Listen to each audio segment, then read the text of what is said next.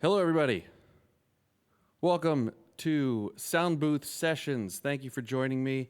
I'm here in the beautiful Sellersville Theater for our live streaming show where we feature a concert and conversation with one of our favorite artists. And I'm very excited for today's show. Today's artist has his debut album called The Fisherman out right now. It's fantastic. Go check it out on iTunes. He has a brand new album coming out sometime this year. And you have seen him on stage most recently opening for Sun Little. It was an incredible show. And quite a few years ago, he and his high school band Mosaic sold out the room not once but twice. So ladies and gentlemen, please give a warm welcome to Percy's own Max Swan. Thanks, Dan. You're welcome, Max.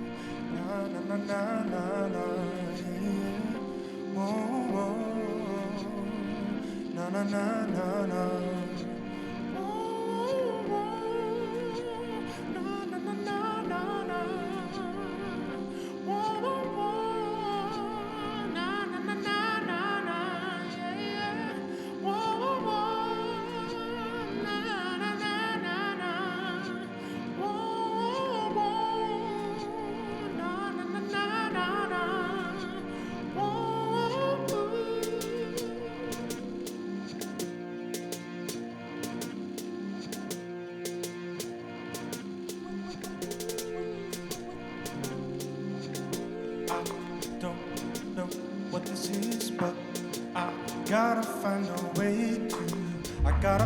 a way to let you know.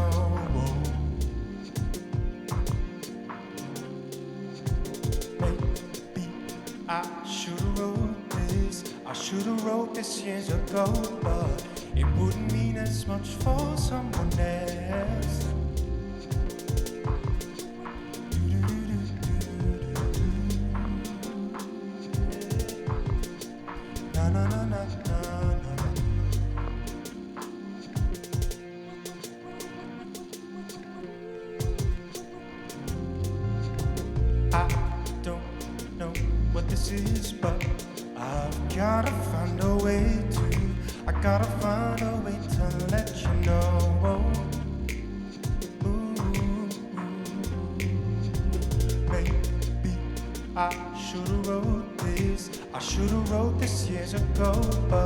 It wouldn't mean as much for someone else.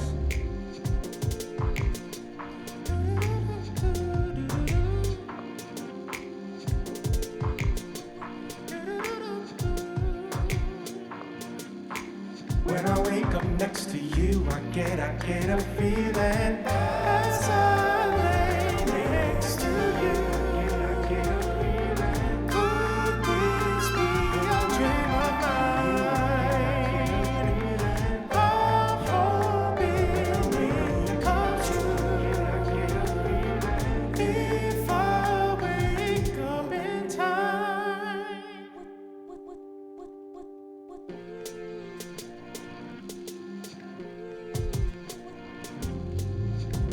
I think this might be something a little bigger than a something. I'm taking everything or nothing at all.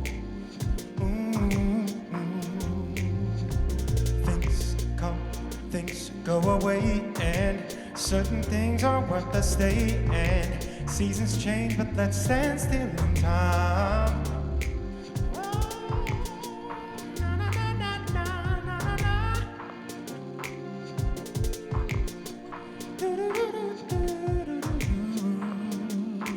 When I wake up next to you, I get a feeling as I lay next to you. Could this be a dream of mine? I'm hoping it comes true if I wake up in time.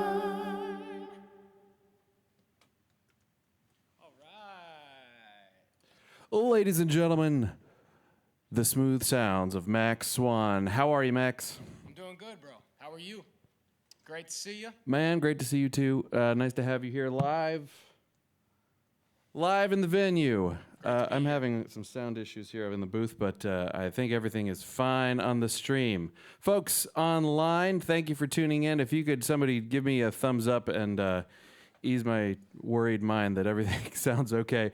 Max, thank you for being here, man. How we're doing things a little differently today. You are actually on stage here at Sellersville Theater.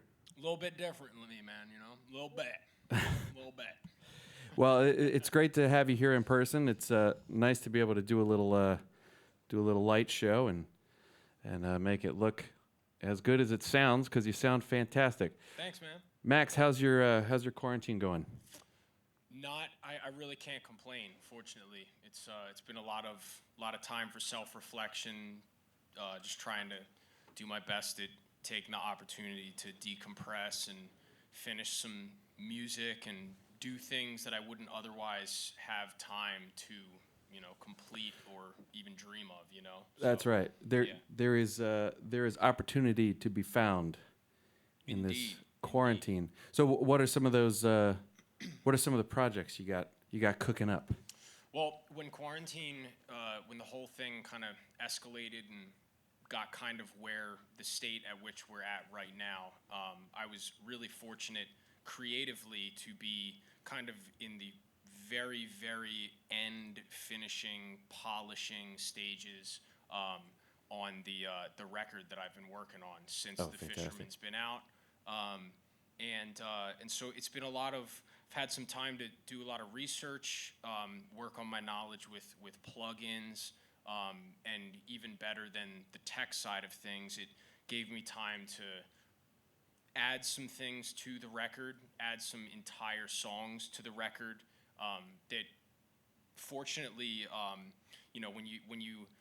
when you get a chance to work on some additional things when you're close to the end of something that was already going, you can oftentimes kind of mess yourself up creatively, because it gets you in this other kind of plan B mindset that makes you think differently about how the album is presented, the way it's coming out. And fortunately, everything kind of, I really couldn't have asked for it to turn out better. I just kind of I've been getting up early, working out, doing a ton of kettlebells, staying healthy, drinking plenty of beer for sure. Free Will Brewing Company in the house right now. Percy represents. Cheers, Sellersville Free Will. represent. Cheers, bro. This is a very local show. Yeah, this show is hella local, dude. It's beautiful. It's a great thing. I'm so happy to be here. But yeah, I've just been trying to just keep working to keep my mind off things, and it's really a lot of things have flowered during this break from having the day job and stuff that otherwise would be causing me to have to shift my priorities in one way or another. It's just kind of wide open, I've been fishing a ton, caught the largest trout I've caught 4 times over now during this break, and just catch and release, by the way. But been harvesting some other trout on the side and delivering some exquisite wild cuts to some friends and stuff, and that was very rewarding for me, But aside from fishing, man, I've just been staying healthy, and as I know that you have been doing the same. Well, trying to anyway. That's right. Yeah. Well, I'm happy to hear that creatively the quarantine has been good to you. Indeed. Yeah. So how close would you say you are to this new record? Right now, I mean, there are a few changes that I'd like to make to some of the mixes, but creatively speaking, being on the keyboard on the machine, saxophone, vocals, iwi, and any guests that might end up being a part, notwithstanding those, everything is completely finished. I have everything mixed, kind of where I wanted, and I've been so fortunate to be collaborating with a new close friend of mine and mentor, Ivan Barrios, on the mixing process on some of the tunes, and he's really helped me to kind of cultivate my own taste in mixing, as well as contributing some phenomenal mixes. So this record is really it's a big record in length, in instrumentation, in size. It's actually it's a giant record. The CD's like this big, but it's just been a great experience, man. I'm really looking forward to the next year as I release this stuff. Every tune, I think, and I would rather give every tune its time to be heard and just by as many people as possible. So I'm personally in no hurry to drop the entire album straight out. But I'm really looking forward to putting some singles out, videos by Chris White, who did the Steady video, for anybody out there that might have seen it, and just it's a lot of the fun parts of doing an album. That's where I'm in right now. No more stress. That sounds great. There's a lot of things you mentioned there that I want to follow up on, but Sure. Before we do, can we hear a song from this new album? Oh yeah, absolutely. Are they under lock and key, or are you able to give us a little sneak preview? I can shed some light on some sounds. Excellent. Well, This tune's called Someday.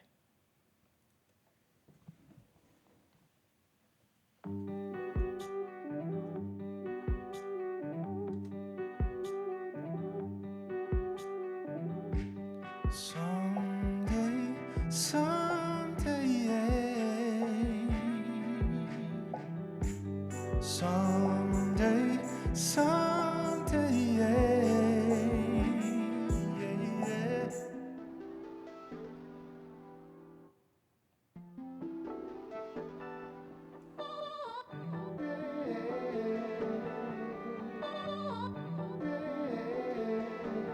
Follow me close, but not too far away. I'm wondering where I'm going, what I'm doing each and every day. Have you gone the distance? Have you gathered your words to say?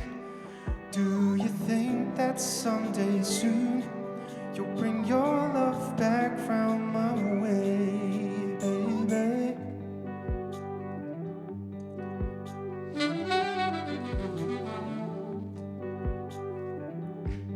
Someday, someday, yeah.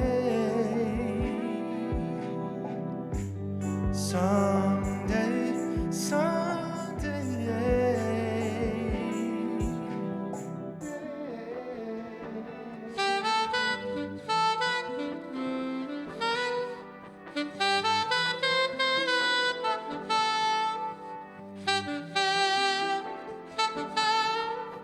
Do you remember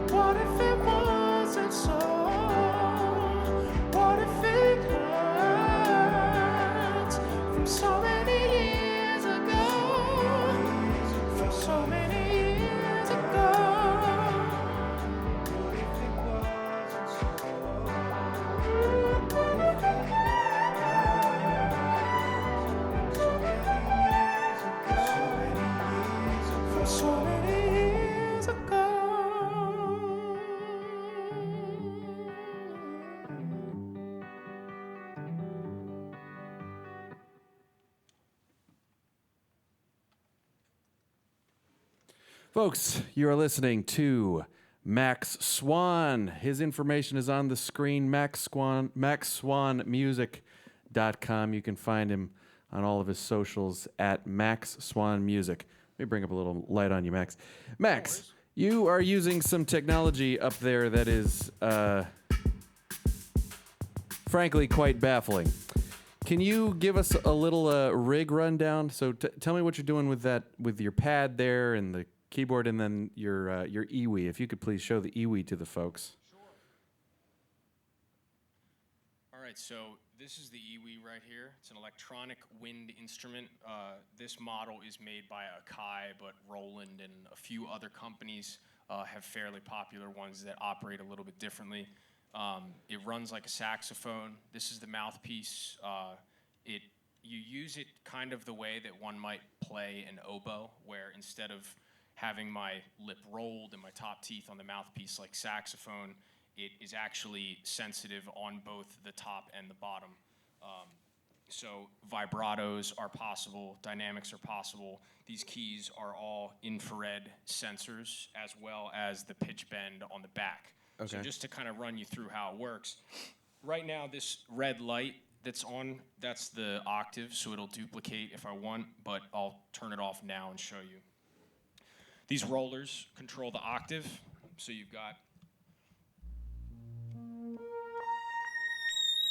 So you're doing that just with the rollers? Yeah, you roll, as your thumb rests in the rift, these also have a little electronic pulse in them, or electric pulse in them. Uh-huh. So it's basically that your hand is interrupting circuits, and that's the way that it's wired to operate. So the mouthpiece has something that is similar to like a hummingbird's tongue, like a forked thing that as you bite on it, that is what creates the vibrato and other different emulations of wind, reed instruments, things like that. So pressure sensitive. Are you actually blowing into it? Yeah, it is a wind synthesizer. So instead of having something that sounds like that, it's this attack is translated into either amplifiers. If you're doing it on MIDI stuff, it can be through the overall volume of things. But in my own experience, when I'm designing synths to utilize with it inside the computer in Ableton, in Logic, Pro Tools, those types of things, I've found that if you control the amplifier, you can also adjust it so that it's sensitive to distortion levels, reverb levels. You can make the whole instrument MIDI capable to send messages to program change. Vibrato is this.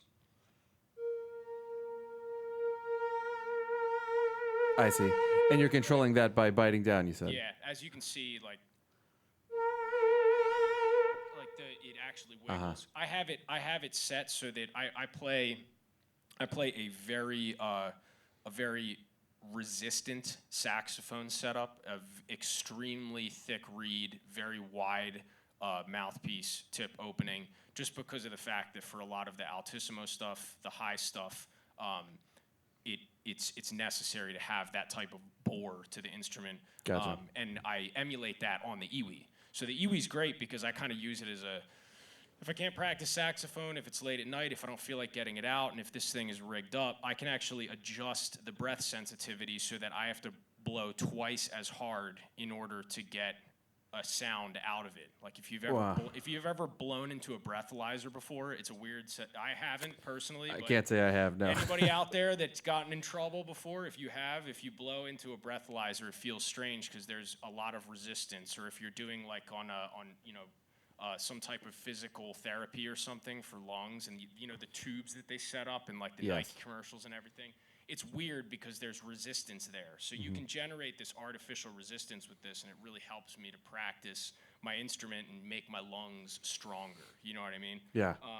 But the only other thing I haven't really shown you is just the pitch bend, which helps me to better emulate guitar players. For example, a lick that would sound like... Right? Uh-huh. No pitch bend. Right. Same lick with pitch bend.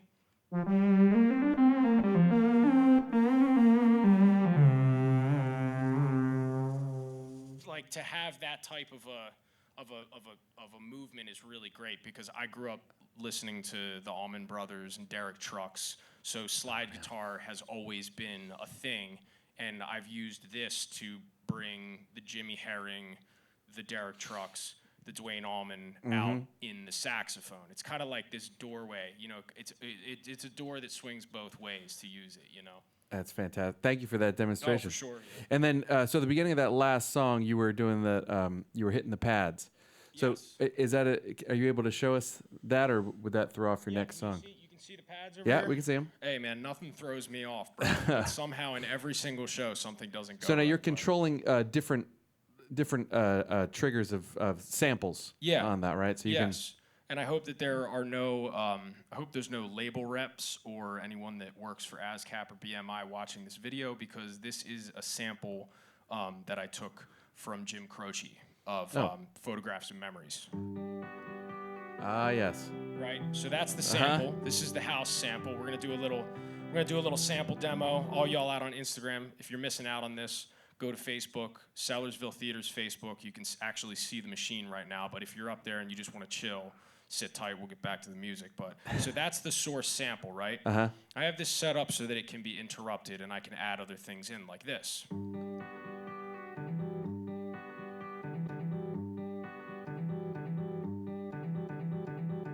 That type of stuff, right? That's fantastic. Yeah. So out of that, in the verses of that tune, like you've got the Someday,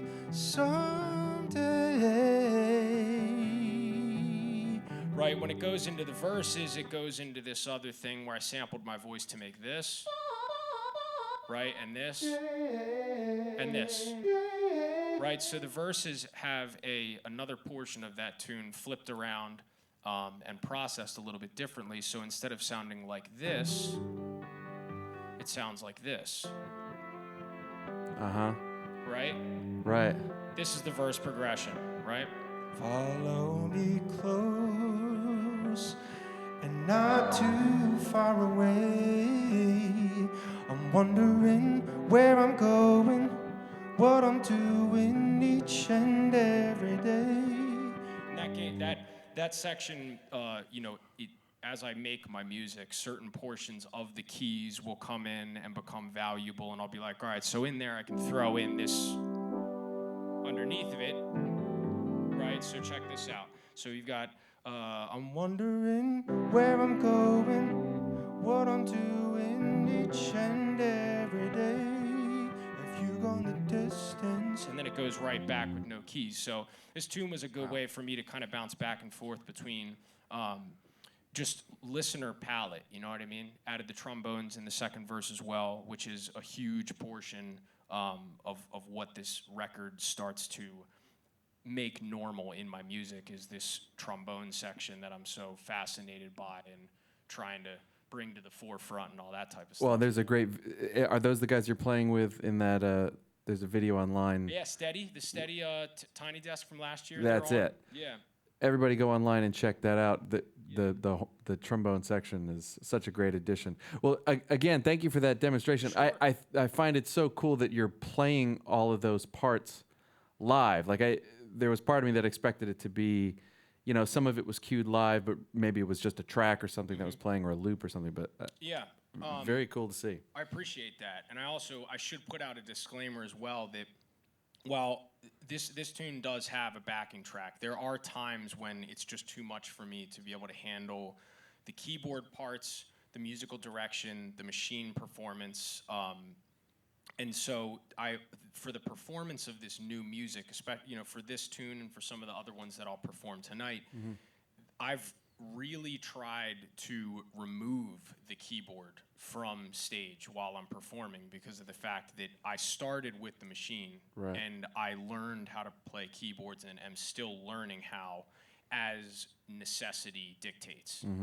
So my keyboard development has been kind of slow to the take, because I am always sampling. I'm always trying to produce and make beats, and the machine is much more a prevalent piece in my sound as an artist. I used it on so much chime, which I have in here somewhere. Give me 1 second here. I'll show you this thing. So That's another one of your pieces, one of your yeah.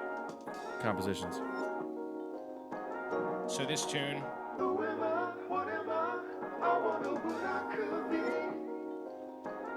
That's the verse progression of So Much Time, and each one of these is being performed at a time. Wow. And that's some inception right there, because I have this laid out so I can perform it on machine, but that verse has more than a dozen samples in it that are from different songs. So this is kind of my way of going in after I sampled and created it and trying to use my ingenuity in making it captivating live. You know, when I did the Kimmel Center residency, it was awesome because we turned the lights off. I tilted the stand forward so people could see the machine. And so when you see the orange lighting up at the beginning of the show in complete darkness after the band got on stage, it really it lights up the room. Like people it hypes people up really well, yeah.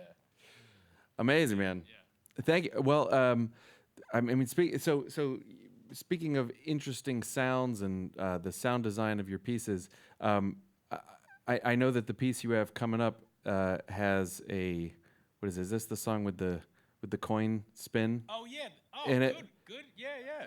The coin flip. Yeah. I love that. So is that something you recorded live? No, I actually, to all the producers out there that are watching, I'm sure that a lot of y'all are hip to it, but there's a thing called freesound.org. Okay. That as long as you create a login, there are hundreds of thousands of us music nerds out there that are going out and recording 2-track stereo rainstorms in the middle of fields and specific intersections in everywhere from Mumbai to New York City. So you have, like, you can get sounds of frogs croaking and all this stuff. So whenever I have something that pops into my mind before I can find the sample, I'll go on Freesound and be like, I want a coin flip. Like, I want that when you spin the coin, how there's that kind of crescendo that happens as the rotations slow down and it inevitably kind of slams its weight down onto the table. I thought that would be a really cool way to kind of push that 16-bar section. Just give it a little oomph every time it comes around. Yeah, You know? I love it. It caught my ear as I was listening to the record, and then I went back and listened closer to the lyrics to figure out why that sound was so significant to the song. Yeah. It's kind of fascinating how much you can bury things in music. Just stuff that will almost subconsciously affect the human mind, even though it's not directly in the front like my vocals might be or whatever. There's tons of artists I could name, like Jacob Collier to Jay Dilla, that throw all of these little things in that do end up inevitably affecting the mood of what Those you're little presenting. subliminal cues. Yeah, there's something about that, man. So I'm sure that there's a psychologist somewhere that's looking. Well, they're at that. Easter eggs, you know? They're little things to go back and find on repeated listenings, right? Yes. Yeah. Make you listen closer. Right. So what is this song you're going to play for us, Max? This is off of your Fisherman. debut album, The Fisherman. Yes, sir. Available everywhere.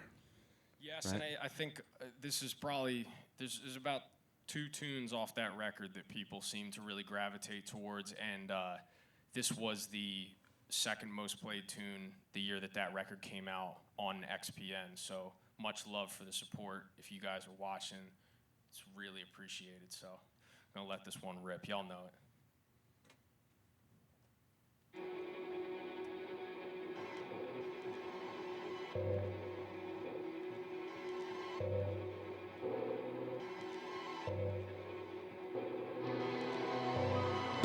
One more drink, one more out, one more night, one more AM. You can bring the vibe, I can bring the weed, we can bring the heat, time not playing. Days pass, don't call you, make plans, they fall through.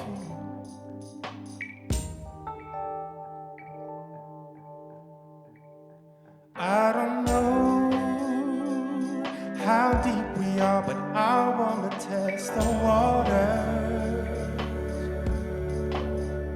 So let's go inside at the end of the rock, This ship will sink if you make this any harder. Pull aside, hit the coast, take a dive and hit the smoke, take it farther.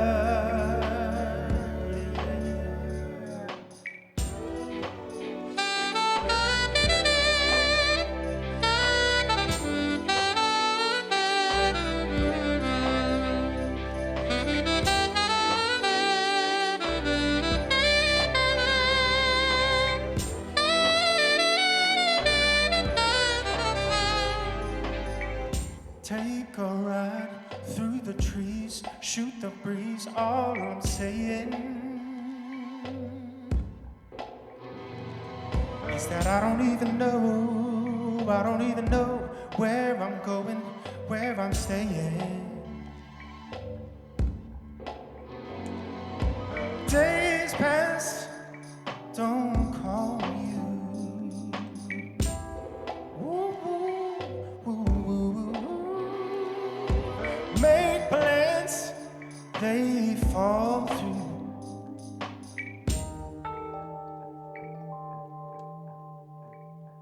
I don't know how deep we are, but I wanna test the water. So let's go inside at the end of the ride. This ship will sink if you make this any harder.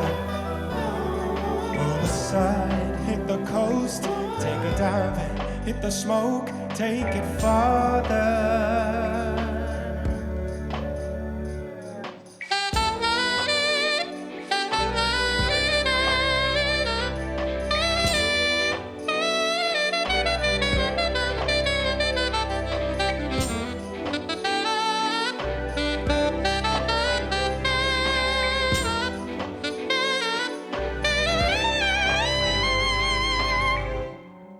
This is bigger than our bodies, bodies, bodies, and I've gotta tell you.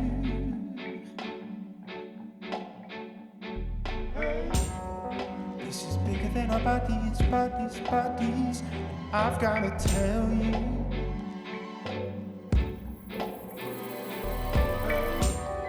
This is bigger than our bodies, bodies, bodies, and I've gotta tell you.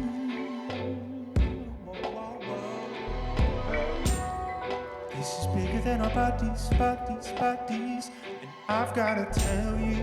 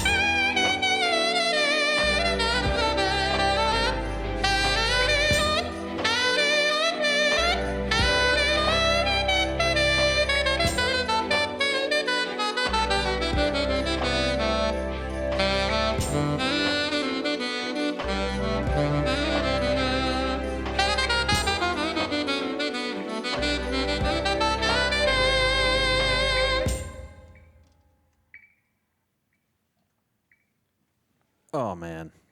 That was The Waters Thanks, dude. by Max Swan on his debut album, The Fisherman.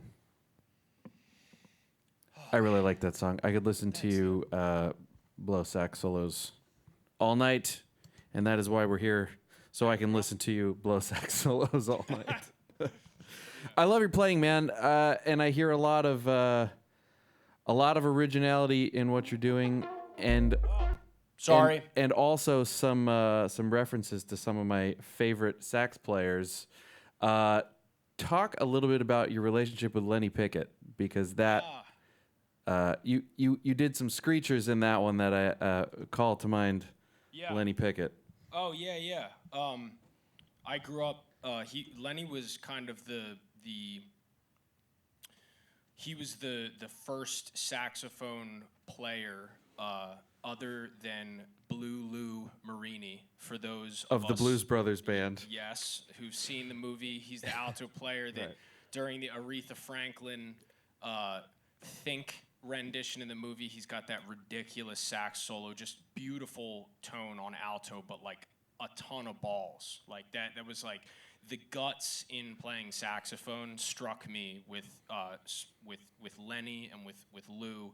And I used to record Saturday Night Live every week, or whenever I possibly could. This is back in VHS days, so there was only so many movies I think that my parents would be cool with me taping over. You know, so that was back in the day where you had like Alien 2, followed by Kingpin, followed by the Blues Brothers. So you have to be really careful about like where you drop the play. You know what I mean? Like when you Yes. get it to go. But so I Lenny like always blew my mind, man, and I guess we should say, hold on, that Yeah. Lenny Pickett is the musical director for the Saturday Night Live band. Right. If you don't know, and Yes. he was also featured prominently in Tower of Power. Yep, Tower of Power the band. was Lenny was not the original tenor player in the band, but really brought that whole group to the next level when their tenor player became incapacitated. You know, and when I went to the University of the Arts in Philadelphia here, graduated from Penn Ridge High School. I forgot to wear my track hoodie. It's in my car, but yeah, I was trying to represent as much as possible. I missed one, but yeah, I found out that Lenny taught at NYU, and I had been asking my instructors at UArts to get in touch with him for like kind of as like my senior year, my last ask at the university was I really wanted to try to get in touch with the guy, because whether it was to take lessons or at least just talk to him for a moment, it had always been a goal, like a dream of mine, you know what I mean? To meet your hero, man. This dude is like, if you have not heard Lenny Pickett, just watch Saturday Night Live tonight after this, you know what I mean? Is there a particular recorded solo of his that you could throw people to? No. Not. There's No. not just one. Well, I mean, he has a solo on the Tower of Power live and in color. I think that's what it's called, live and in color, or live something. It's a red album you can find in the dollar rack. I know at which one you're vinyl talking stores. about. Yeah, so he's got like a 15-minute solo, I think, on What Is Hip or something. Knock and Yourself it's Out. stupid. It's okay. So Knock Yourself Out. He takes this 15-minute solo, literally 15-minute solo. This does not happen anymore, I don't think, often on recordings. And it's riveting solo. Crazy. It's like builds beyond his capacity to even perform. Like it is, there's so much stuff in this. And ironically enough, right before the shutdown, y'all had G.E. Smith here with Josh Dion. live on stage in the Yeah. Masters of the Telecaster. Yes, It's a tremendous show. And so G.E. Smith was the leader of the Saturday Night Live band back in the day, back in the heyday. John Belushi, Dan Aykroyd, Right. pre-Chevy Chase, pre-Bill Murray. And G.E. Smith heard this solo and hit him up and was like, would you come and play on Saturday Night Live? And he came and eventually was the protege of G.E. Smith, or the predecessor. G.E. was his predecessor as the leader of the band, and Lenny still keeps that tenure to this day. And I should cut to the chase in saying I found the student, I forget what the education officer or something at NYU. I called NYU, pretended that I was a student. I was scheduled for lessons with Lenny Pickett. I don't have his information. I'm new. I felt like Jason Bourne because they gave me his email address. I hit him up. Dude. And that same afternoon, I hit him up with this email that was as professional, as nice, as adoring as I just trying to lightly not just word vomit in an email I love you, I want to learn from you, blah blah blah. That later that afternoon, he sent me an email that was literally these words: perhaps this summer. That was all he said. So weeks went by, months went by, and I ended up studying with him for a small part over the course of a 2-year period, where I was really starting to kind of develop more of my sound on saxophone, and he demystified a lot of the instrument for me, because it doesn't, you hear him play and you look at that and you're like, he makes it look easy. It's like you see Shaq dunk a basketball and you go out in your driveway and reality smacks you in the face. Right. You know what I mean? So to get the opportunity to learn from him and to, really honestly, to become someone that could ask him things comfortably instead of a pressured situation is one of the greatest achievements that I had nothing to do with in my life. Is there is there something non-sax specific, some bit of a philosophical nugget he threw at you that was find your own way? He told me the first lesson, and this is I'm so glad you asked me, and I apologize for interrupting you, because that just, the reality in the Shaq metaphor, I've just been smacked in the face with an excellent question, and I had to smack you back. But he just said you have to find your own way. I was out in L.A., I was a clarinet player that played saxophone. I was really into Junior Walker, and I didn't really transcribe much. I didn't learn much. He and I played giant steps together. No BS. We played giant steps together. Jeez. And he made it through. He can legit do the thing. You know what I mean? Right.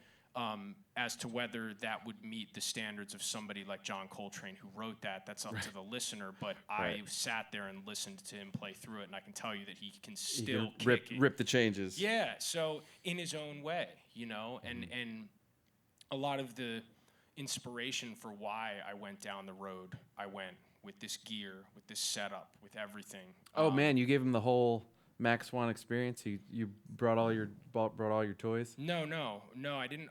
But I showed him some music. I was saying that the matter of finding your own way was really what kind of propelled me to stop worrying so much about what I thought everybody else might think about me if I did something, and really begin acting on the stuff that I wanted to create for myself in my own life, take control of what I was doing in the conversations that I have with bookers, to the way that I play the instrument, to the way that I extend myself into things that are challenging and potentially embarrassing, show in and show out.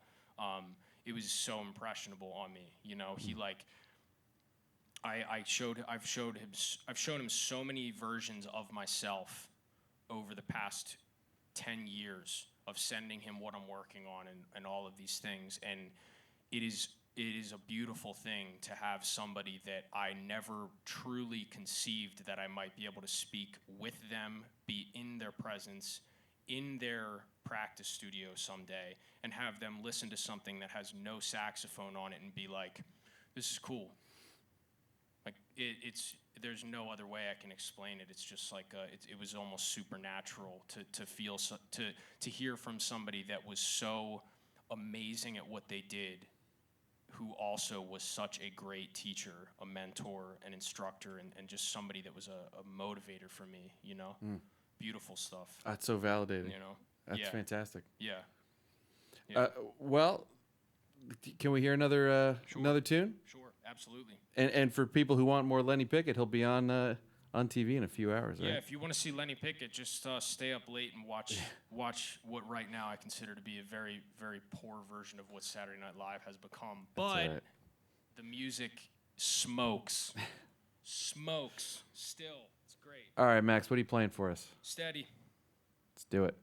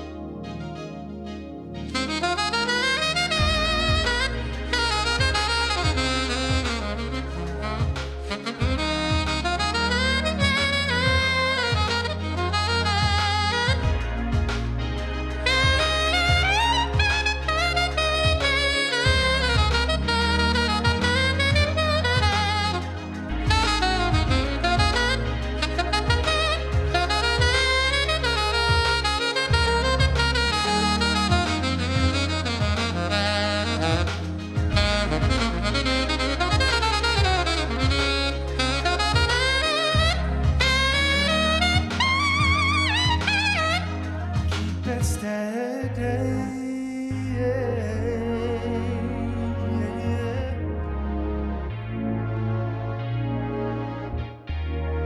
it steady.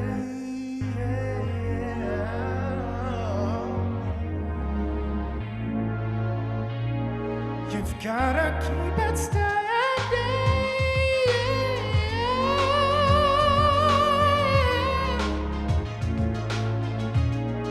You've gotta keep it steady.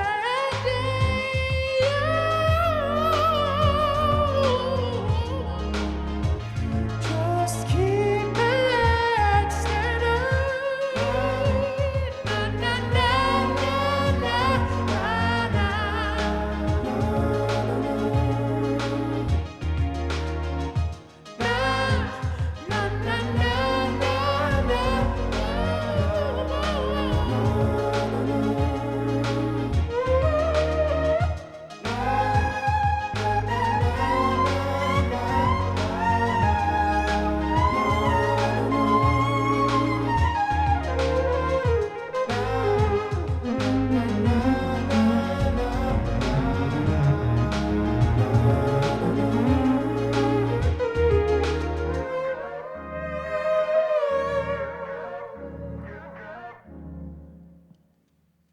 All right. Oh, that's nice. Thanks, man. Love that song, Max. Thank you, dude. I had a good time on that one in particular. As you can tell by my terrible sax playing. Oh, no. Oops. That sounded fantastic. We loved it. The feel was there. The love was there. Thank you, bro. Thank you, y'all. So you recently released a music video for that song. Oh, man. And a year too late. It was awesome. Yeah, man. But, yeah, Steady, Chris White, one of my closest friends in the whole world, is super artistic cinematographer, one of the hardest working people that I know. He did the Golden Slumbers video. If y'all haven't seen it, that was kind of our first foray of our first, collaborative expedition together. I think that was back in 2014. But we shot Steady over the course of 24 grueling hours with with the largest crew that we've ever worked with, but certainly not enough. What Chris pulled off with what we had. It's like a miniature movie. Yeah, man. It was quite an undertaking, it seems. Yeah, and I actually haven't ever gotten the chance to say it either, but like everybody that acted in that piece they're all friends of mine. Oh, like wow. The bouncer the bouncer Jeff Bones, Jeff Lydell. If y'all are watching what's going on, Jeff is actually and Lydell are actually bouncers. They work at Milk Boy, they work at Tiki in Philly, and they work at Time, which is like the kind of the home base for the jazz fusion scene downtown in Philly. And Justine Michelle was the lead female role. Chill Moody was the bartender. Chris himself is the insane dude at the bar that's making the smiley face with the bar chips.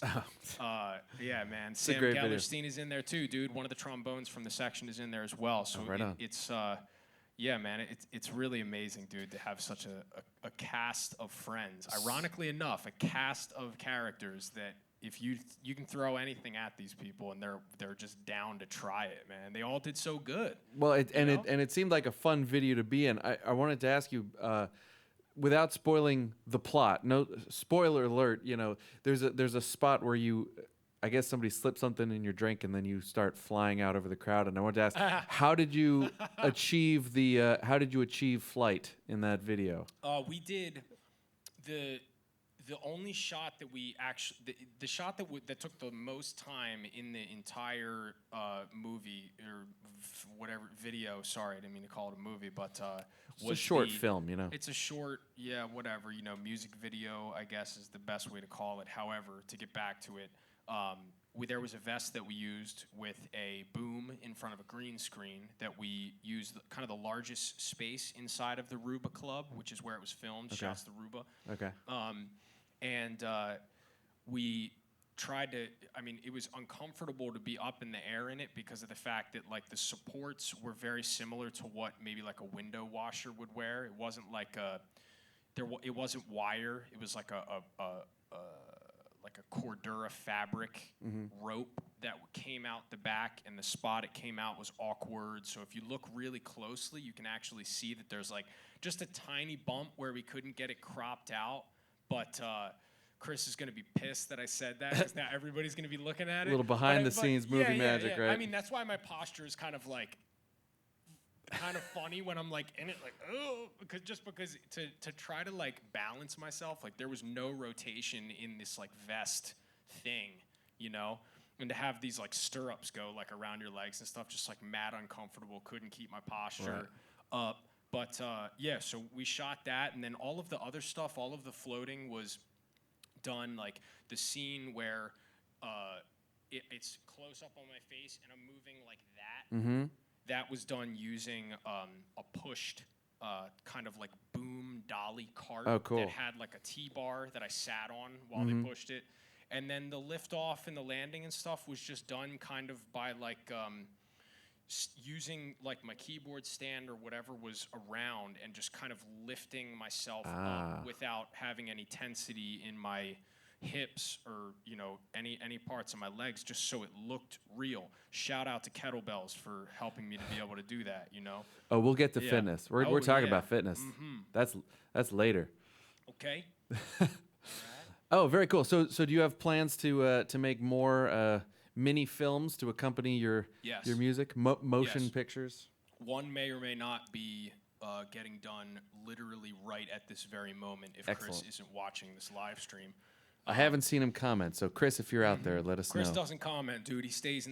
Chris stays in the dark, dude. He's in the mist. He's just a casual observer from far away. Well, Max, let me share some of the comments with you. Okay. So we have Jill Ryan, very excited you played Steady. She said it's one of her favorites. She's very excited about your Iwi. Thanks, Jill. Scarlett's in here. She's sharing your videos with the people. She's posting links. Hey, shout out to the greatest manager on the planet, Scarlett Estelle Hernandez. ¿Cómo estás? She's taking care of you. Indeed, man. Max, your sax playing is so good. Lots of applause, lots of clapping going on in the comments. Yeah, that's great to hear. Great to hear. Glad people are enjoying it, man. Hope y'all are doing good. We're doing great. Would you mind launching into another one for us? Yeah, sure. Absolutely. You got some more?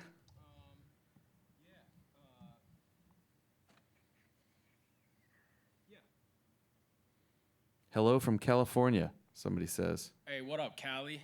How we doing out there?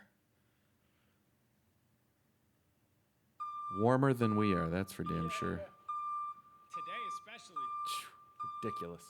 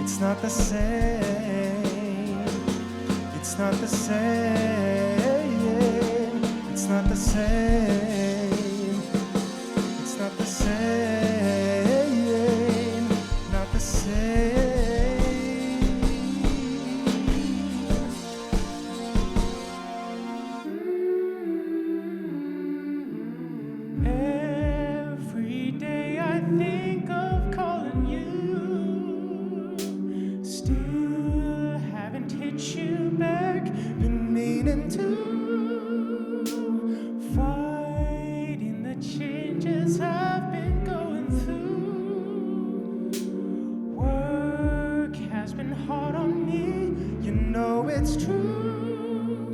It's not the same. It's not the same. It's not the same. It's not the same. It's not the same. It's not the same. Not the same.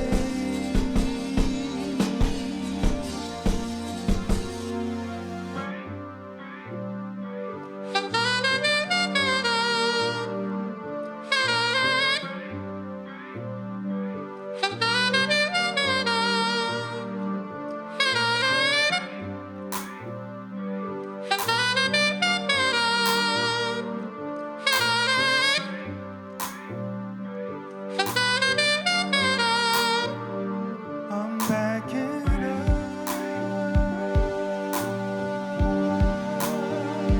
I'm backing up. I'm backing up.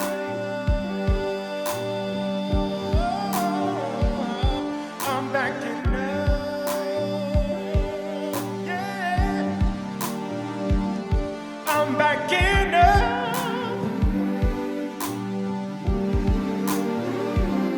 I'm backing up.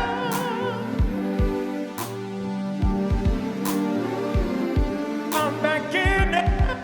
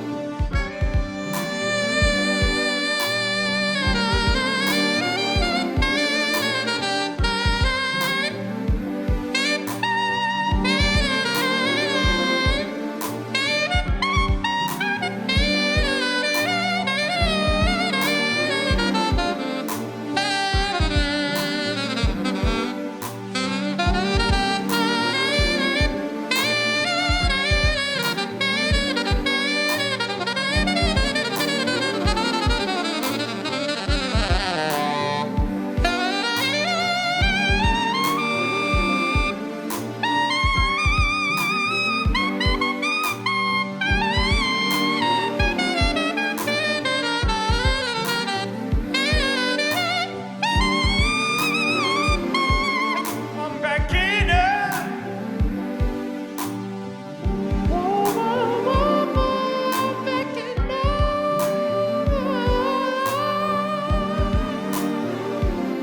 I'm backing up. Whoa, whoa.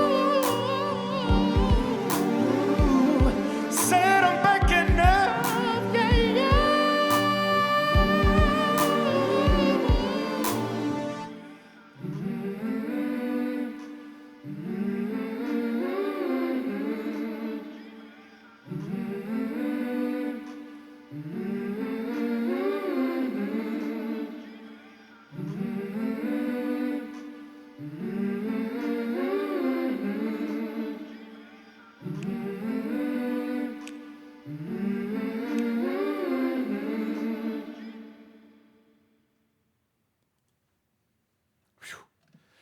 Max Swan backing up Off the Fisherman.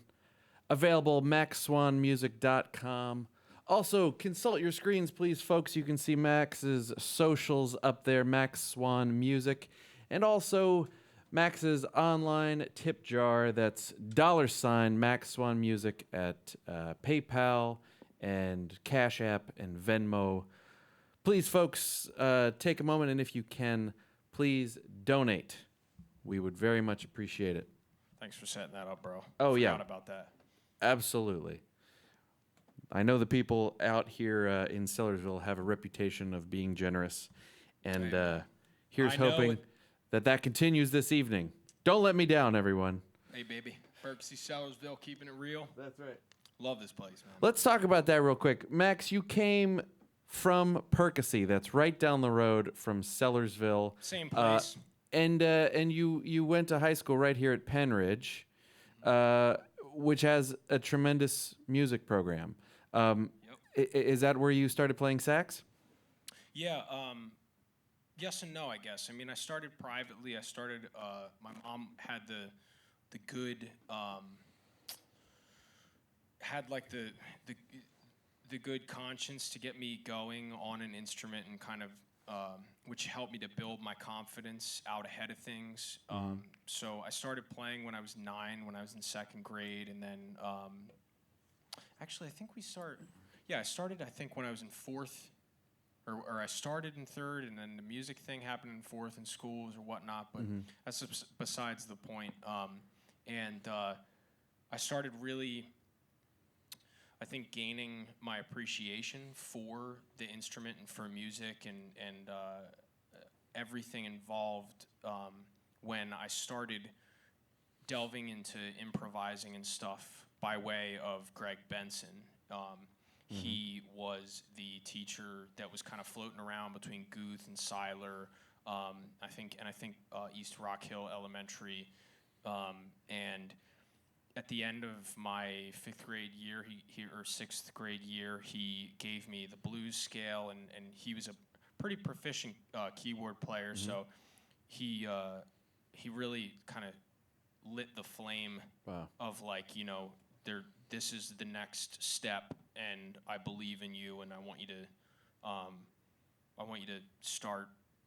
I want to put you onto this because I think that you can handle it, and it really, like, to a young kid, that means so much because of the fact that to know that, like, your own teacher is actually one of the people that believes in you is such a it's such a propelling thing. When I felt like I had really discovered something that would kind of get my mind off of the politics and social stuff that kids do to each other when they're that age, and it really focused my energy into something that ultimately guided the development of my personality for the better. You know? Were you a part of the jazz band? Yep. Yeah, I did a middle school jazz band under Greg at South Middle School, which is now a different, I think, elementary school right up the road here on 5th Street. And played all through high school under Kate Schaefer for the first few years, and then Mark Morris came and filled the position for my senior year. And then I just continued on through and maintained my relationship with those teachers. It's an exhilarating thing for me to be able to come back and be looked at by students that are still in those schools, still under those teachers that know about me before I get there, and to be able to kind of pay it forward to them, you know what I mean, in the way that Greg and Kate and Mark paid it forward to me throughout the entire experience. I really like that. There's no telling where I'd be musically. I'm very happy with where I'm at. And with that being said, there's no telling where I'd be had I not had that sequence of experiences, particularly with Greg Benson above all else. Now, I know that he started a music tech program at the high school. Was that around when you were there? No, okay, so was, that after your time. Yeah, there was a tech program that was happening that was done through a program called Reason.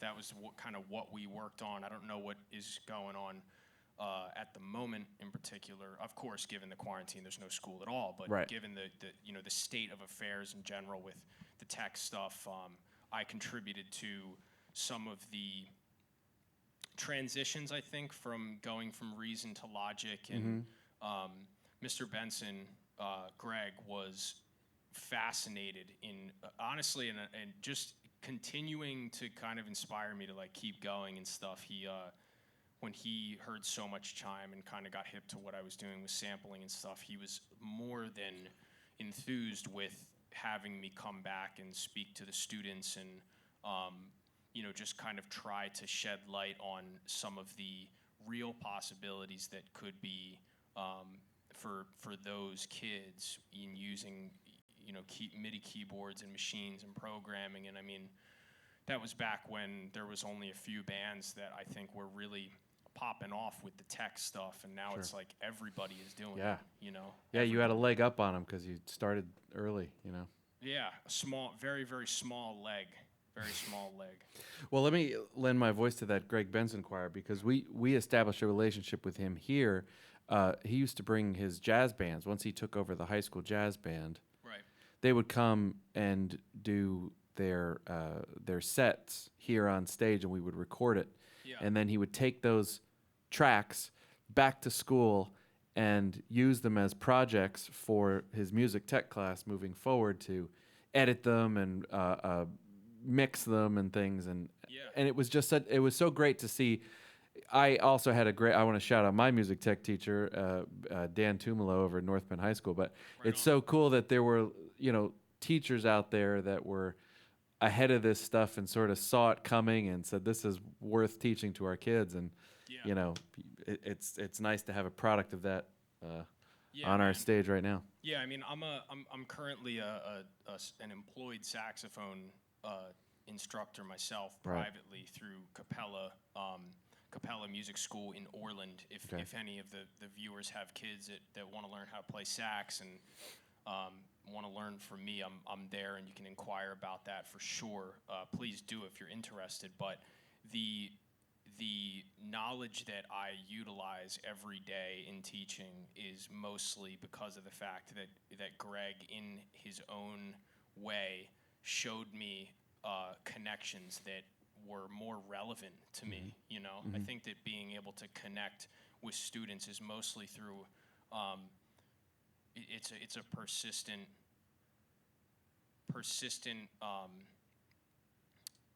purposeful what would you call it, like it's a matter of keeping at it, because teaching can be kind of a scary thing. I think you might, even if it's a 8-9-year-old kid, it's kind of crazy because of the fact that I'm intimidated by them. Like, I don't want to say anything that sounds like I don't know what I'm talking about, and I think that to be able to truly master something, you have to be able to teach it to other people. Sure. I just wish that I was as good at teaching music as I am at getting all of my friends addicted to fly fishing, because I'm apparently quite good at that. My record is very good. Excellent. Yeah. Well, shout out to the good teachers out there, and yes, indeed. we should say that Greg Benson sadly passed away just a couple of years ago. Yes. So very sadly, man. Miss him every day. You're honestly. here as a tribute to his legacy, and I gotta say he was an inspiring guy. We only worked together a few times, but you could tell how much his students respected him, and what an influence he had on them. Yeah, man. And here you are. Yeah, a lot of my desire to achieve is because of the fact that I want to do proud and do good by him, Excellent. Yeah. Can you play another song for us? Yeah. I just got to grab my charger because I forgot to plug it in, so just give me 10 seconds. Oh, sure. Absolutely. Folks at home, I'll tell you what, I'll share some more comments from the comments section. Jenny Hines loved backing up, she says, with lots of U's and lots of P's. Lots of applause. Patty Hill used to be a hostess. Where did you used to be a hostess, Patty? She feels that you're a great musical talent, Max. John Seaton, thanks for a great show. Thank you, John. I appreciate you tuning into these things. And everyone, thank you very much for tuning into these Soundbooth Sessions. I can tell you right now, actually, we're going to start posting them on YouTube. So head on over to, search Sellersville Theater on YouTube, or search Soundbooth Sessions on YouTube, and you will see all of the episodes that have previously aired. And Max's will be up there sometime this next week. Soundbooth Sessions are going to air every Saturday night at 9 p.m. here on the Sellersville Theater Facebook page, and then they will live a dual life on YouTube and Facebook once they are finished streaming live. So that's what's going on with Soundbooth Sessions. And here we go. More comments. Folks, if you have questions for Max, I don't believe he's taking requests tonight, so you can save those. But send over your questions along with your comments. And thank you for all the interactions you're doing online. The more you interact, the more Facebook thinks that this video is worth other people knowing about. So the more comments, the more clicks, the more likes, the more subscriptions and follows is all good for us to get more eyeballs on our page, so that all the fans of these artists can see them and all the potential fans can find them. So, yeah, do that. And while you're interacting, please head on over to Max's social media sites and also to his virtual tip jar. That's very important. Our local artists are struggling these days, everybody. All the gigs were canceled. We're going to be all right. But we're going to be all right. We're going to be all right. Thanks to great places like this, folks. Support the Sellersville Theater. This place is awesome. Oh, no, this isn't a time for you to do a commercial for us. This is us doing Folks, a commercial we're here at for the you. Sellersville Theater. If you're interested, come on down. Oh, shucks. Yeah, no, please don't. Please don't come down. We'll tell you when to come down. We'll let you know when it's okay to come over here. Max and I are very far away from each other. There's a good 90 feet of social distance. Yeah, there's about 350 seats between us, so I think we're safe. You know? That's right. Yeah. And unfortunately, I wasn't able to help Max carry in any of his equipment today I don't need it. for medical reasons, Uh-huh. or, hygiene reasons. Totally. Max, what are you going to play for us? This is off your new album, isn't it? Yeah, I'm gonna play a tune that's called "Change Your Mind." It's special to me. A lot of this new record is kind of it's written from more of a place of honesty for me. You know, instead of trying to make music that is topical to kind of what is the goings on with other people. I really wanted to try to write something that was honest from my own experience in my life. So rather than writing about things that aren't real or things that don't happen, even though they are great songs, the stuff that I've been working on for this new record is all very personal and is all taken from things that have happened directly to me. And it has really, it's helped me to make some stuff that I feel when I play and that hopefully everybody feels out there, you know?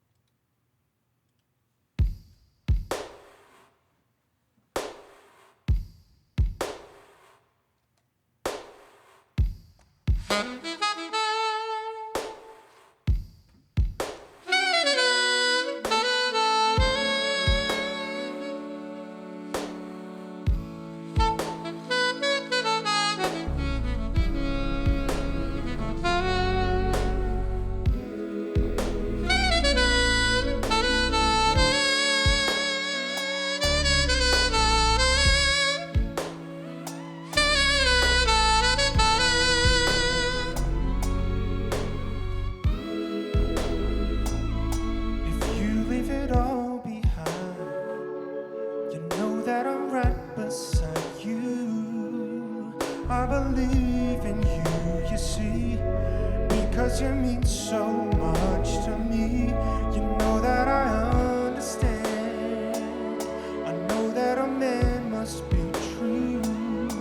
I know these changes take some time. I know our bond will fall behind. And if you think we should rewind,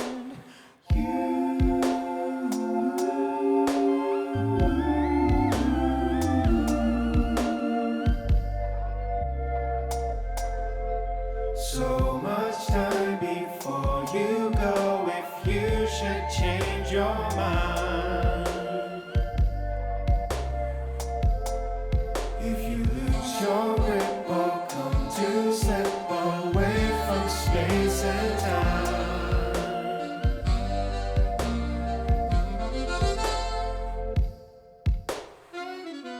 If something should fracture you, just know that it soon won't matter. Headstrong we must collide. My love for you provides the icon of master truth, the iconoclastic lover. I know we've come to disagree when feelings are taken over me and you.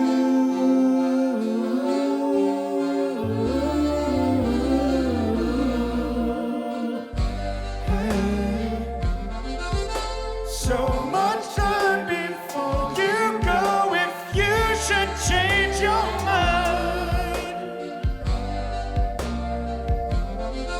If you lose your grip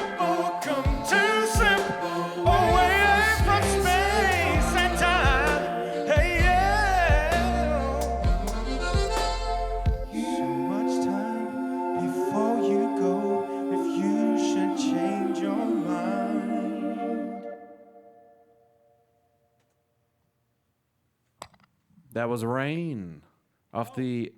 No, I skipped sorry. it actually. You skipped Sorry, it. dude. Yes, you're right. You Ladies said and that. gentlemen that This are is- out there, that is not Dan's fault. That is my fault. So sorry. I skipped it. That was Change Your Mind. I did hear you say that. I did hear you introduce that. And I did hear those words many times in the chorus, so I should have known. Apologies. So tell us about this new record. What is it you're going for? You mentioned more topics of more personal significance to you, and what are you doing artistically? Is there an aesthetic that you're going for?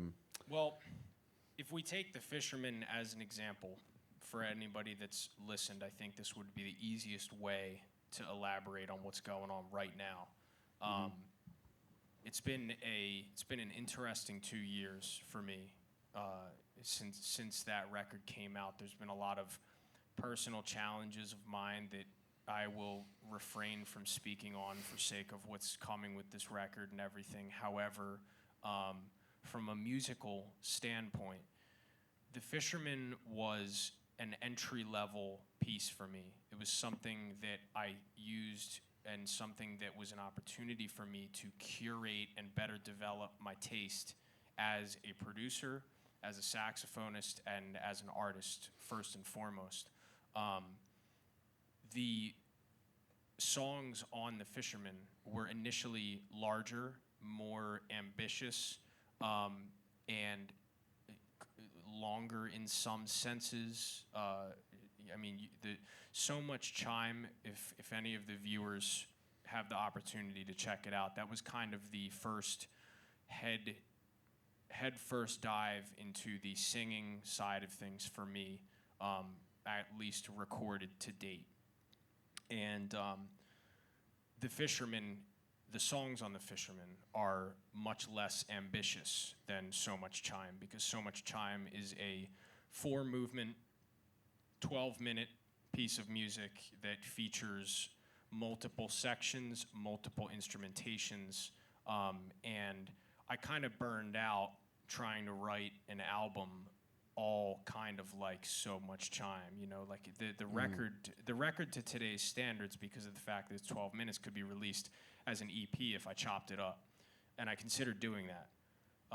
But The Fisherman came from my collaboration and my kind of taking the advice of my friends, of Chris White, who did the study video, of AIM, of a producer from down in Philly that goes by Philadelphia.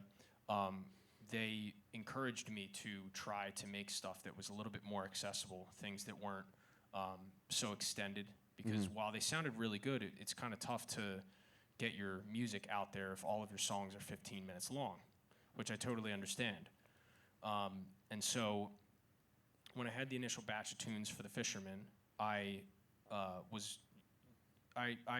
believe that it was the right move to try to if there's no need for strings to be in this section, let me take them out.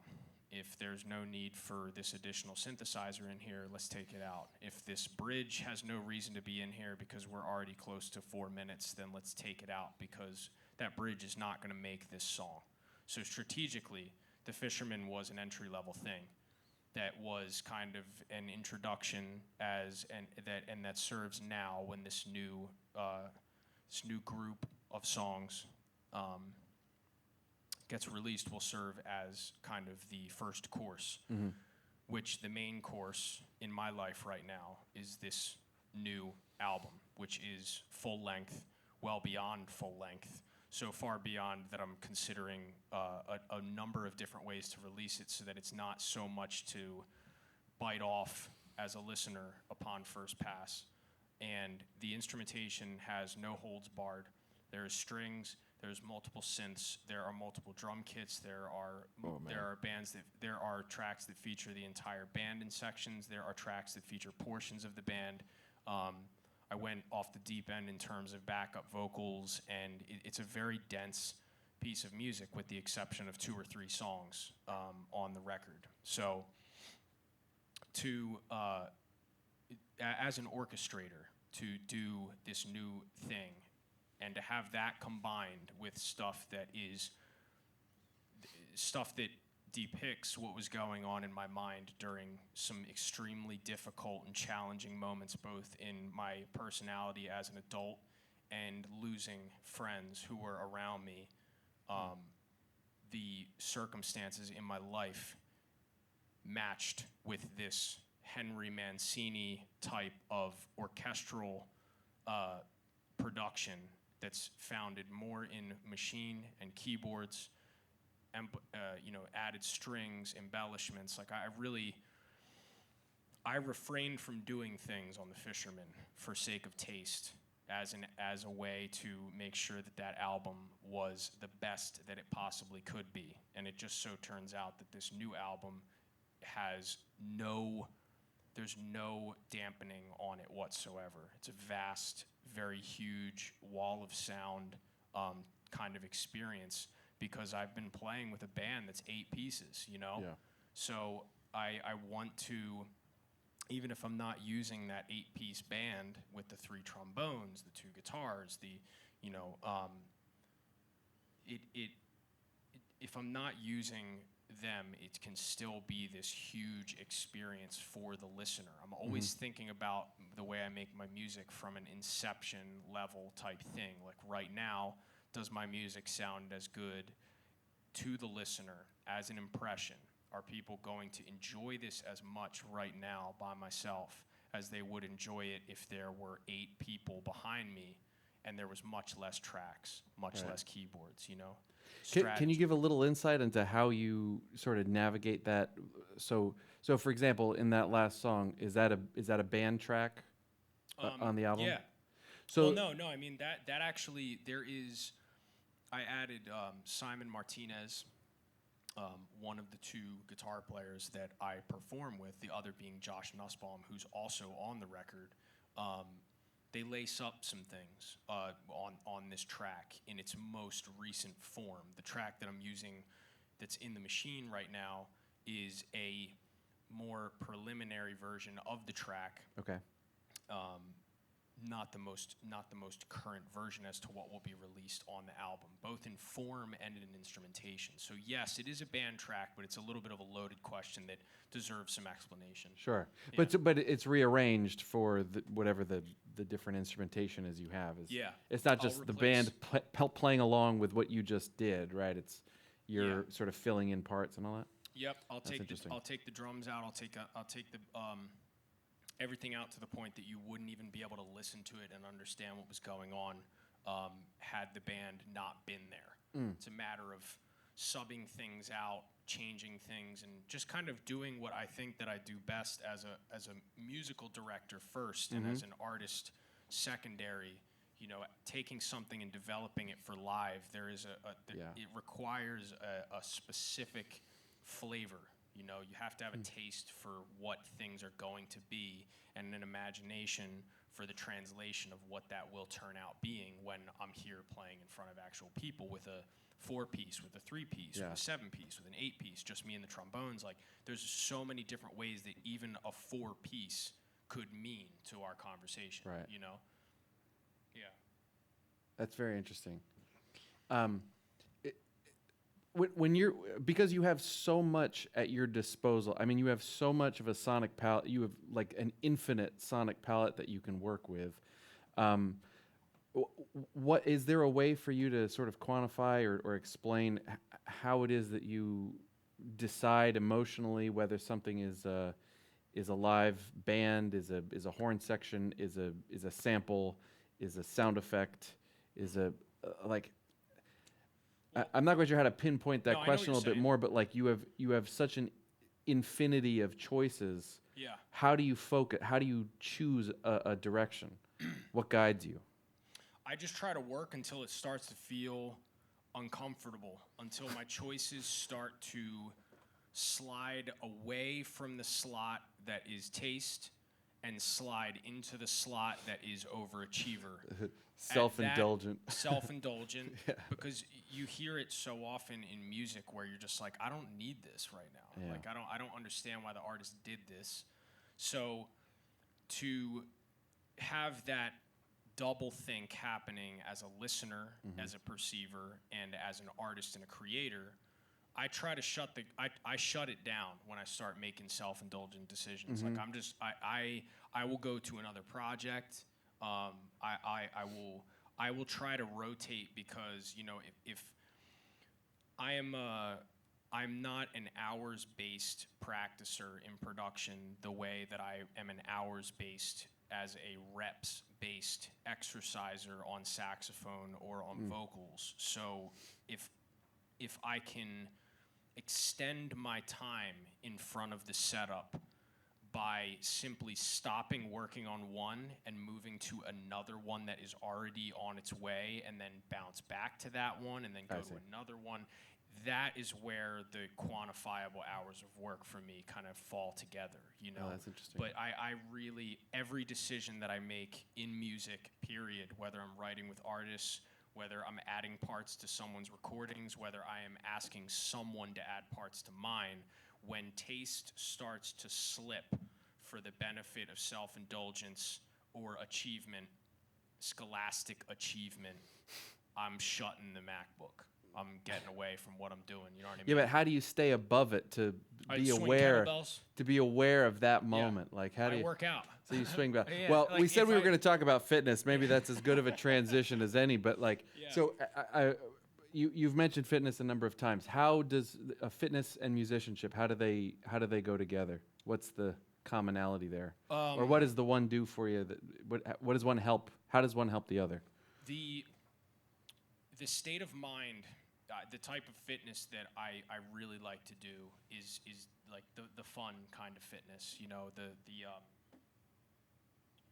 I really like using kettlebells as a tool because it's an incredible cardiovascular, diaphragmatic exercise, as well as something, or a tool rather. There's many exercises.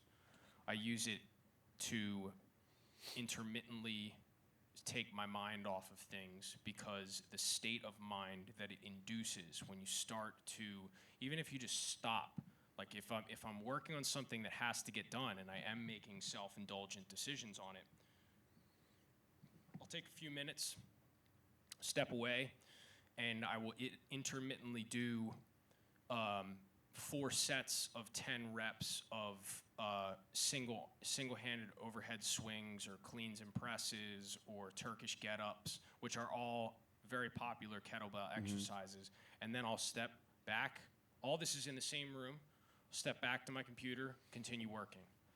It helps me to kind of maintain a detachment that I think is required as a creator to not get wrapped up in the, pardon my French, bullshit that goes through your mind when you start to get tired, when you start to become too attached to a sound or tweaking a snare or something like that. Like, if I can hit the space bar, stop the music, or if I can hit the space bar and listen through my music while I do, you know, bang out 25 push-ups or something, get my heart rate going, stand up, take a minute, sip a coffee, sip a beer, whatever beverage I'm enjoying at the particular time, I can then kind of just swivel right back into focus, and it helps me to continue working when I feel like I'm reaching that point of the demon in my mind that is saying, "You're tired. You should go and do something. You should watch TV now." Yeah.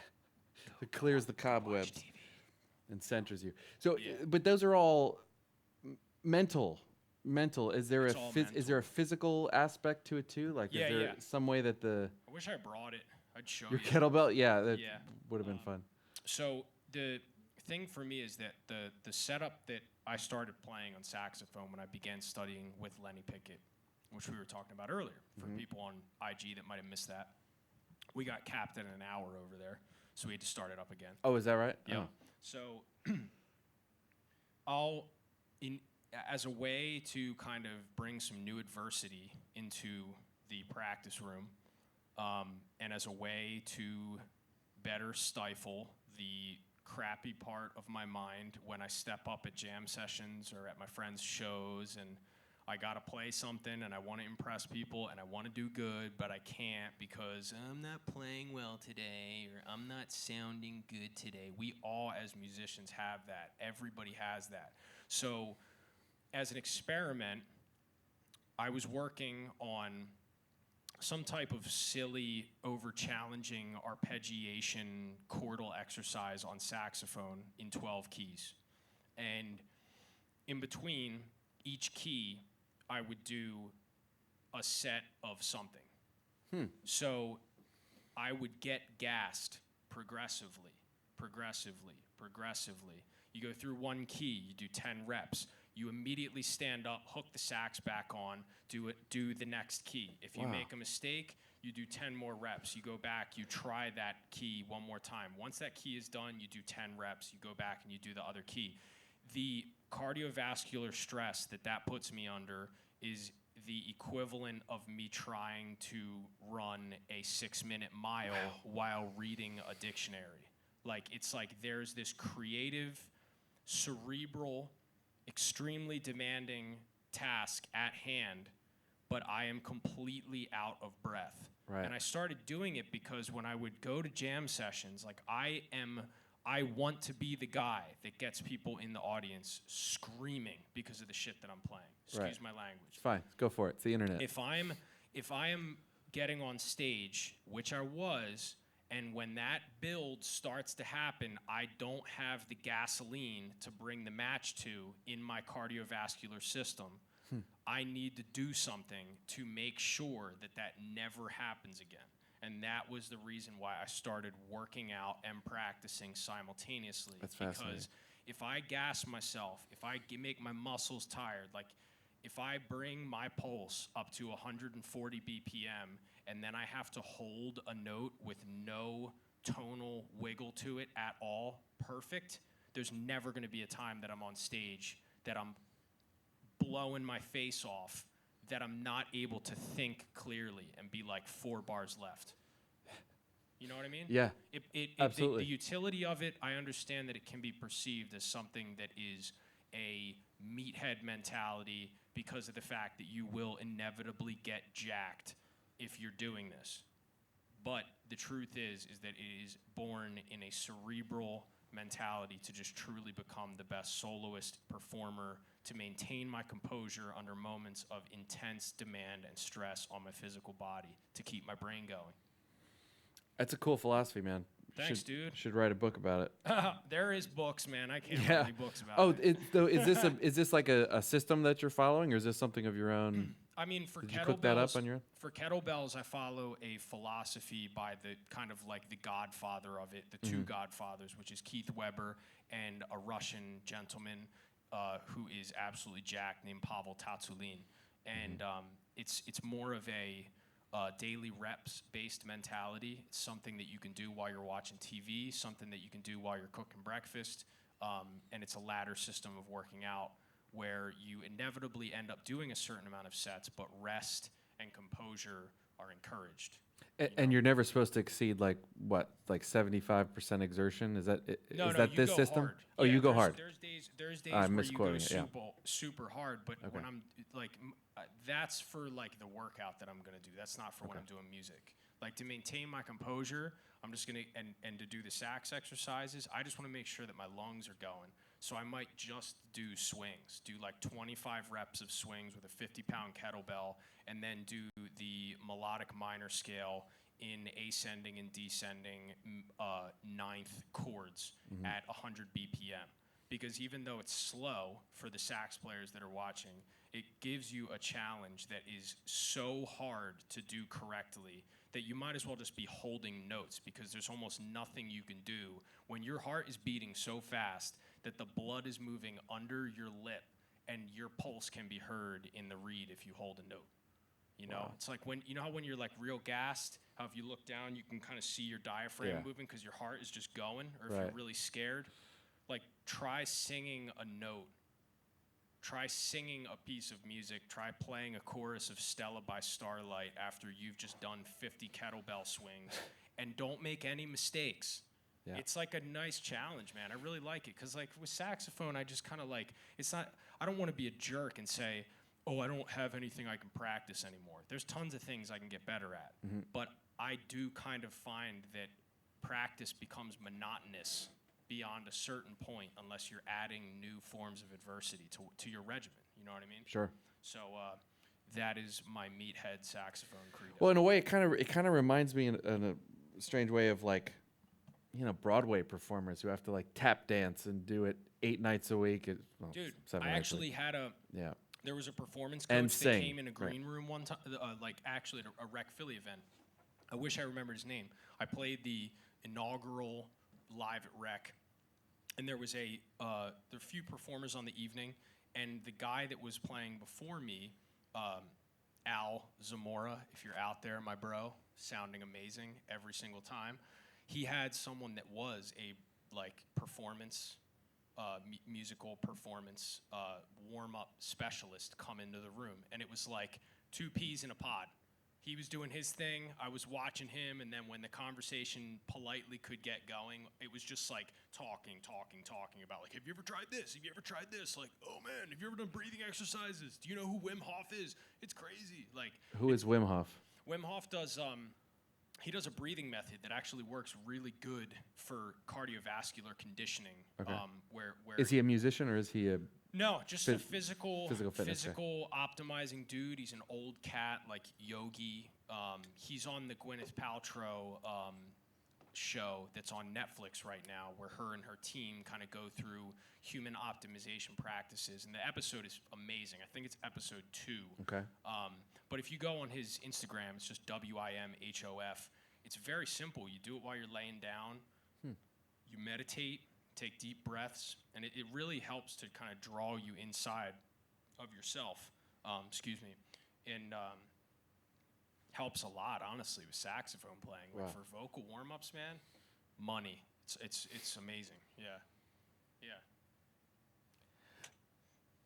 Very interesting stuff. Interesting indeed. Max, I have really enjoyed this, and if we want people to be able to go check out Lenny Pickett, that starts at 11 o'clock. Yep. You want to take us out with another song? Sure. Off of the new record. Yeah, we can do a new one. I sure hope. All right. Well, listen, I really thank you for being here. This was a real treat. As it was for me, bro. Do you have any other streams coming up that the people can check you out at? Yes. I'll be doing Instagram Live this coming Friday with Warehouse on Watts, which is a budding new venue in Philadelphia that I've performed at with my brother Aim, and they really have their stuff together. So I'll be doing an in-person Instagram live stream on Friday evening right after Cosmo Baker, I believe. But other than that, no, man. I'm gonna be chilling, trying to Stay healthy.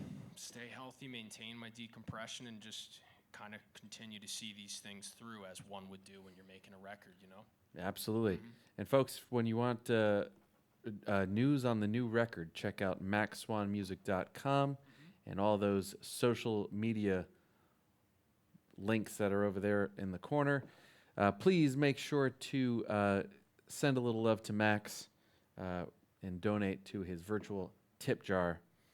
Max, thank you so much for being here. Take us home. Thank you, bro. It's a real pleasure.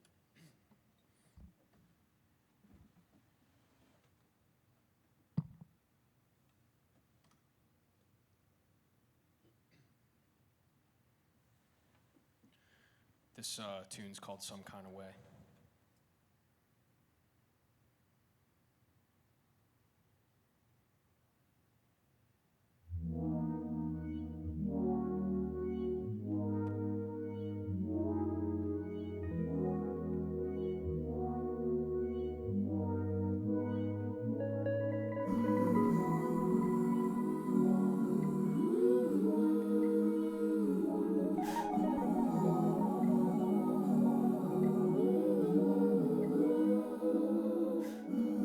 This game's been unfair to me, and I don't know why.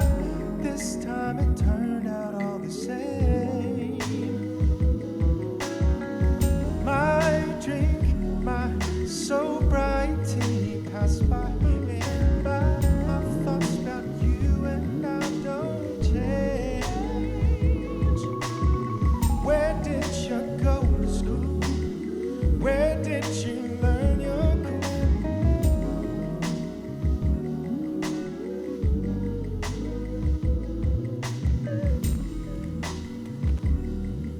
Yo, we're starting this over. My mic was dead. Let's do it. My bad, y'all. We streaming. It's live. It's a bummer, man, because I was feeling that one.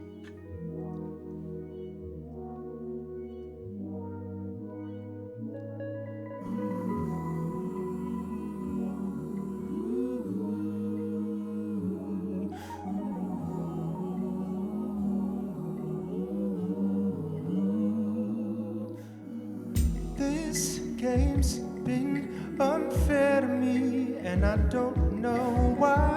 This time it turned out all the same. My drink, my sobriety passed by and by. My thoughts about you and I don't change. Where did you go to school? Where did you learn your cool? For each and every word I'll wait for days. Like flowers need the sun, my one, my only love. Let's pack our bags, we'll make this getaway. Got me feeling some kind of way. What I did not know just yesterday. Got me feeling some kind of way. What I did not know just yesterday. This game's been unfair to me, and I don't know why. You in that dress are messing with my mind. Barman, send one citywide. Tell me what you like. Let's let these feelings grow and take our time. You once been played a fool. We search for love that's true, but we can't change these things that just seem meant to be. Victims of happenstance find joy in new romance. I like things better when you're close to me. Got me feeling some kind of way. What I did not know just yesterday. Got me feeling some kind of way. What I did not know just yesterday. Na na na na na na na. Na na na na na na na na. Na na na na na na na. Na na na na na na na. Na na na na na na na. Na na na na na na na.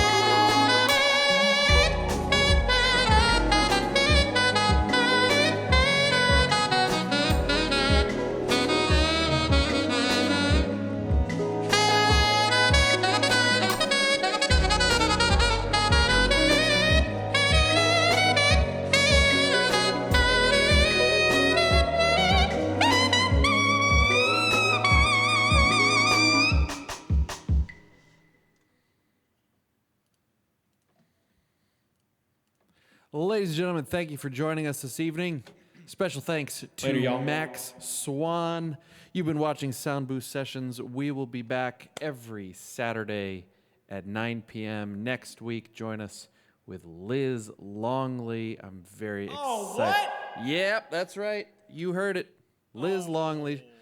She won't be on stage. She'll be down in Nashville or wherever she lives. Yeah, but we'll be there. We'll be I'll there. be there. Thank you very much for being here, folks. Listen, if you want to support the Sellersville Theater and Washington House Restaurant, we are doing Washington House cuisine to go. You order it and come pick it up. We also have been doing happy hours to go and six packs to go. Last week we did Cinco de Mayo to go. Lots of fun stuff happening over there if you visit us on the web at st94.com. Keep watching the Sellersville Theater Facebook page for all the fun stuff that we're doing. And we hope to see you here in person before too long. Thank you very much, everybody. Have a good week, and see you next week. Peace.